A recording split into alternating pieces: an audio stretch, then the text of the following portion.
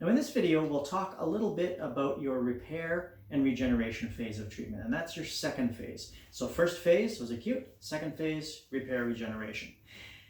Now, the most important thing about achieving success with your treatment plan is adhering to the plan. A lot of consideration has been taken towards why you're having the pain you're having, and a lot of consideration is put towards the plan to help get you better. So adhering to that plan is the number one thing that you can do to make sure that you get better as fast as possible.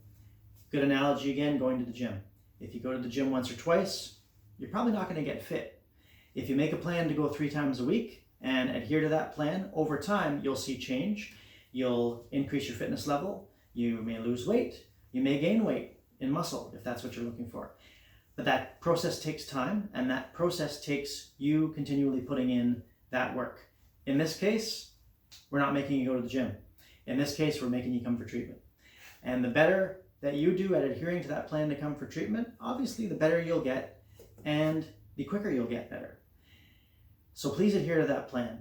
That's the first thing that you need to do. Now, the second phase of treatment being repair, regeneration, generally that can start in the 4-week end range of things, sometimes maybe in the 6 weeks of things, 6 weeks end of things. So what's happening here? Your circulation is improving now. A lot of the reduction of inflammation is happening during the first 4 to 6 weeks. So your inflammation should be lessened, which means your pain should be lessened by this second phase.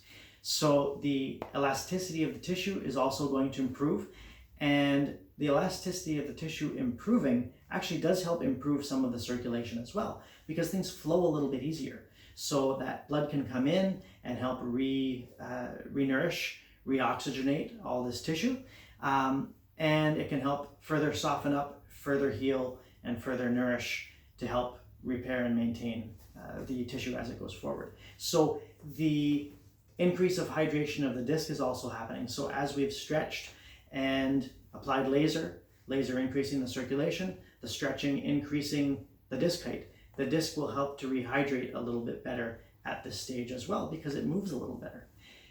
If you've had disc bulges or disc herniations, some of those disc bulges and herniations may potentially retract. So it may actually help be improving the size of the disc bulge or disc herniation as well by this phase. So these are the few things that we're looking for: improvement of circulation, improvement of cellular health because of this new circulation bringing new nourishment and new oxygenation to the tissue, improved elasticity so everything moves better, and by this stage we're also starting to rehydrate the disc as well. Very important. The more that the disc is hydrated, the less pressure will be on the nerves surrounding it. If things are squashed, things will be tight and the nerves will be compressed. If things are relaxed a little bit more and better hydrated, there's more space between those bones for those nerves to come out. The next stage is your maintenance phase. So let's talk about that next.